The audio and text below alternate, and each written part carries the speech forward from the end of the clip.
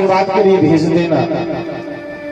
भीष्म में समझ रहे हैं कि दुर्योधन की पत्नी आई है, तो आशीर्वाद दे दिया कि आशीर्वाद मुख से निकला, सौभाग्यवती तू हो बेटी, तेरे हाथों की मेहंदी का रंग न छूटे कभी बेटी। जैसे ही आशीर्वाद प्राप्त हुआ, द्रौपदी बोल उठी, कहने लगे महाराज आपने आशीर्वाद तो दे दिया कि मेरे 5 पतियों में से यदि एक भी मारा जाएगा, बाबा तेरा आशीर्वाद कैसे सच हो पाएगा।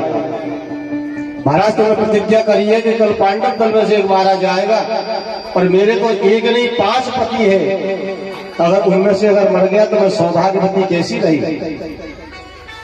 जैसे ही पितामह ने सुना, अरे ये तो द्रौपदी है, कि द्रौपदी की वाणी सुनकर कर से माला छूट गई, मन हरि चरणों में लगा हुआ अखंड समाधि टूट गई। जैसे ही सुना, कानों में द्रौपदी के शब्द गए, हाथ से माला छूट गई, जो ध्यान मग्न बैठे थे नेत्र खुल गए।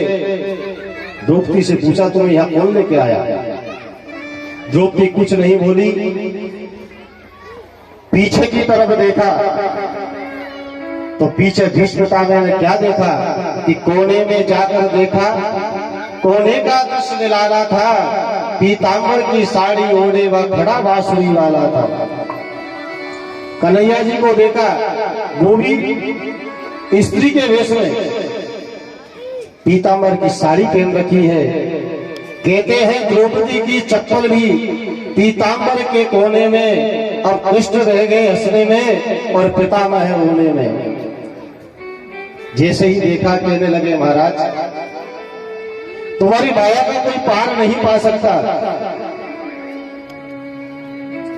अब क्या होगा। भगवान मन में मन मुस्कुराने लगे, आपने जो प्रतिज्ञा की है उसे मैं ही पूर्ण करूंगा, आप निश्चिंत रहिए। दूसरे दिन युद्ध प्रारंभ हुआ, 5 पांडव में से कोई नहीं मरा, पर अभिमन्यु मारा गया। अभिमन्यु जब मर गया, उनकी पत्नी उत्तरा भी सती होने लगी, पर गर्भवती होने के कारण भगवान ने सती होने से मना कर दिया। भीषण युद्ध हुआ, चारों तरफ हाहाकार मच गया। 99 कौरव मारे गए, मात्र दुर्योधन बचा है। दुर्योधन की जंगाएं टूट गई, रणभूमि में अधमरा पड़ा हुआ है। उसी समय उनका मित्र द्रोणाचार्य का पुत्र अश्वत्थामा आया। अश्वत्थामा कहने लगे महाराज मैं आपके लिए क्या कर सकता हूं, मेरे लिए कोई काम हो तो बताओ। दुर्योधन का जीवन का उद्देश्य एक ही है कि पांडव मारे जाए, अगर कुछ कर सकते हो तो जाओ पांडवों को मार दो। उन्होंने कहा ये तो छोटी सी बात है, मैं यूं गया और यूं मार के आ गया। दुर्योधन बड़ा प्रसन्न हुआ, जो काम हम 100 भाई नहीं कर सकते वो अकेला कर लेगा। भगवान को जैसे ही पता चला कि अश्वत्थामा पांडवों को मारने के लिए आ रहा है, इधर शिविर में बैठे हुए भगवान ने कहा युधिष्ठिर महाराज आज तो मन नहीं लग रहा है, इच्छा ऐसी हो रही है नहीं नदी के किनारे चले और भजन करें। 5 भाई द्रौपदी तुरंत तैयार हो गए, प्रभु जैसी आपकी आज्ञा। इधर पांडवों के 5 पुत्र सो रहे हैं, उनसे भी कहा महाराज चलो आज भजन करने की इच्छा है, आज सत्संग करेंगे कहीं नदी के किनारे पे बैठ के। वो बालक कहने लगे महाराज अरे हमारी तो सोने की उम्र है, ये भजन पूजन करने का समय तो आपका है, आप जाओ भजन पूजन करो, हमें तो सोने दो।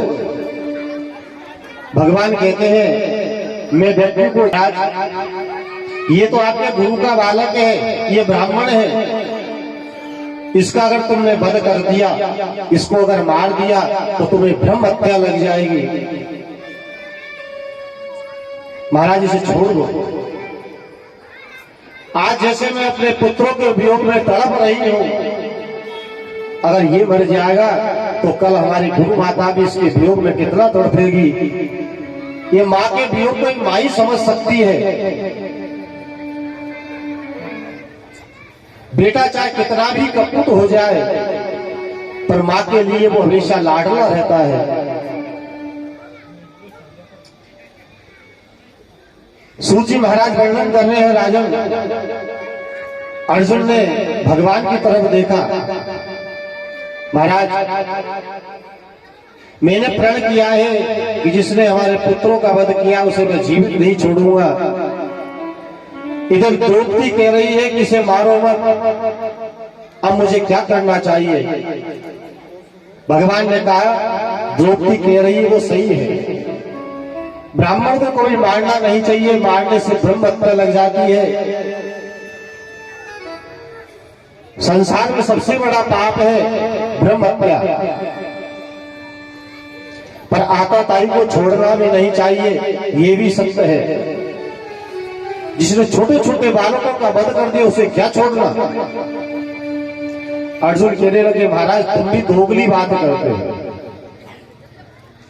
एक तरफ कहते हो मारना चाहिए, एक तरफ कहते हो नहीं मारना चाहिए, मुझे ये तो बता मुझे क्या करना चाहिए। भगवान ने कहा कि ब्राह्मण का अपमान ही ब्राह्मण के वध के समान है। ऐसा नहीं उसका गला काटो, उसकी हत्या करो तब अपराध होगा। अगर तुमने ब्राह्मण का तिरस्कार कर दिया, ब्राह्मण का अपमान कर दिया, ब्राह्मण को धक्के देके कहीं निकाल दिया, ये समझ लो आपने ब्राह्मण की हत्या कर दी। ब्राह्मण के पास में कोई धरोहर नहीं है, ब्राह्मण का स्वाभिमान ही उसकी धरोहर है। जब ब्राह्मण के स्वाभिमान को ठेस पहुंच जाती है तो समझ लो उसकी हत्या हो गई है, वो जीता हुआ भी मुर्दे के समान है।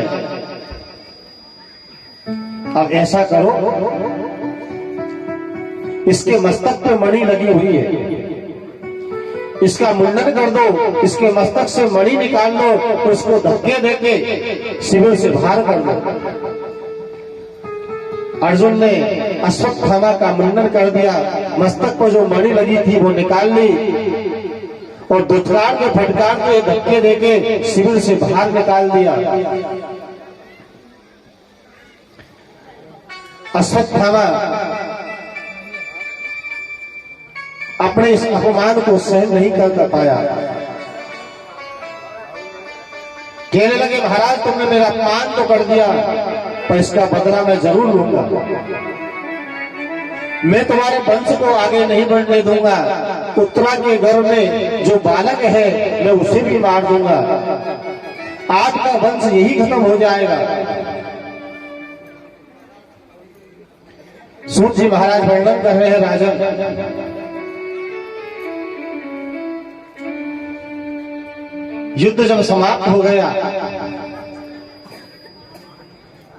भगवान द्वारका की जाने के लिए तैयारी करने लगे, कहने लगे भाई हमें बहुत समय हो गया, हमें द्वारका की ये भी खबर नहीं है कि वहां रानी गोप बाल कैसे रह रहे हैं। अब मुझे जाना चाहिए, मुझे द्वारका की याद आ रही है।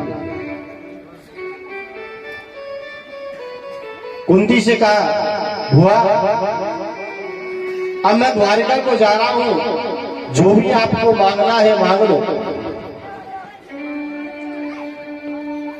कुंती कहने लगे प्रभु अब हमारे पास मांगने के लिए बचा ही क्या है।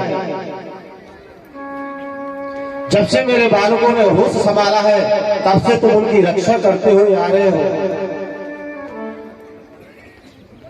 अब प्रभु अगर तुम चले गए तुम्हारे बिना हम कैसे रहेंगे। आपको जो भी मांगना है मांग लो, सुख मांग लो, ऐश्वर्य मांग लो। कुंती ने क्या मांगा। इस संसार में जितना भी दुख है हे प्रभु मेरी झोली में डाल दो। अगर जीवन में सुख आ गया हम तुझे भूल जाएंगे, और जीवन में अगर दुख रहा तो निरंतर हम तुम्हें ध्यान रखते रहेंगे, हमारी रक्षा करने के लिए कन्हैया जरूर आएगा।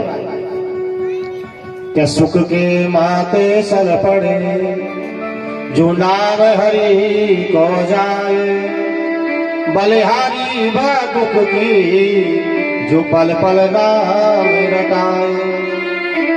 ऐसा सुख नहीं चाहिए जो जिह्वा से तेरा नाम हट जाए। हमें तो वो दुख ही अच्छा लगता है, पर दुख भी हो तो कैसा हो, वो दुख में हम तेरा नाम ना भूले। हे प्रभु हमें कष्ट तो देना, कष्ट से कभी नहीं घबराना चाहिए। हे प्रभु हमें कष्ट तो देना, पर उसको सहन करने की शक्ति भी जरूर देना। ऐसा ना हो कि हमें कष्ट आए और हम उसमें इतने उलझ जाए हम तुझे भूल जाए।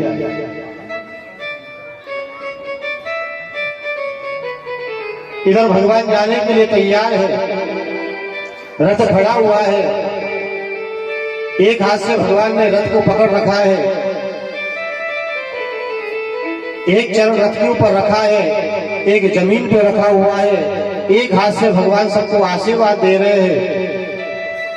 सुखदेव मुनि वर्णन कर रहे हैं, सूत जी महाराज कह रहे हैं, महाराज ऐसे अद्भुत दृश्य को देख के मन आनंदित हो गया। सभी हाथ जोड़ के खड़े हुए हैं, भगवान से अनबे बिनबे कर रहे हैं। उसी समय चीख पुकार करती हुई अभिमन्यु की पत्नी उत्तरा आई। हे प्रभु मेरे गर्भ की रक्षा करो, क्योंकि अश्वत्थामा ने ब्रह्मास्त्र छोड़ दिया। उन्होंने भी वचन दिया था कि तुम्हारे जो वंश में आ रहा है मैं उसे भी मार दूंगा। जितने भी अस्त्र है उनका किसी न किसी प्रकार से आमोद प्रमोद हो सकता है, पर ब्रह्मा जी का जो अस्त्र है उसे भगवान के अलावा कोई नहीं मिट सकता। भागती हुई भगवान के सामने आके खड़ी हो गई। हे प्रभु मेरे पुत्र की रक्षा करना। उत्तरा ने ये नहीं कहा हे प्रभु मेरी रक्षा करो, हे प्रभु मेरे पुत्र की रक्षा कर लो। ये भगवान से मांगने का एक स्वरूप होता है। भगवान से ऐसा मांगो कि एक बार मांगने में ही सब कुछ मिल जाए। रोज रोज जाते हैं तो भगवान भी परेशान हो जाते हैं, ये मांगता बहुत बढ़िया है। रोज आता है नई नई लिस्ट लाता है, आज भगवान गाड़ी दिलवा दो, कल भगवान मकान दिलवा दो, आज भगवान मकान भी आ गया, अब बड़ी गाड़ी दिलवा दो, बच्चे का ब्याह करवा दो, नाती पोते हो जाए, व्यापार अच्छा चले, फैक्ट्री खुलवा दो। एक बार में ऐसा मांग लो कि हे प्रभु ऐसा दे दो जो आनंद में आ जाए। मांगने का एक तरीका होता है भगवान से। एक भक्त थे हनुमान जी के परम भक्त, सीधा साधा भक्त है। प्रातःकाल उठता, अपने खेत में जाता, खेत की दौड़ पे ही एक हनुमान जी का मंदिर है। सबसे पहले जाता, स्नान करता, मंदिर को धोता, जो से पूजन पाठ बनती वो भगवान से करता, और एक ही बात मांगता, हे प्रभु मेरी रक्षा करना,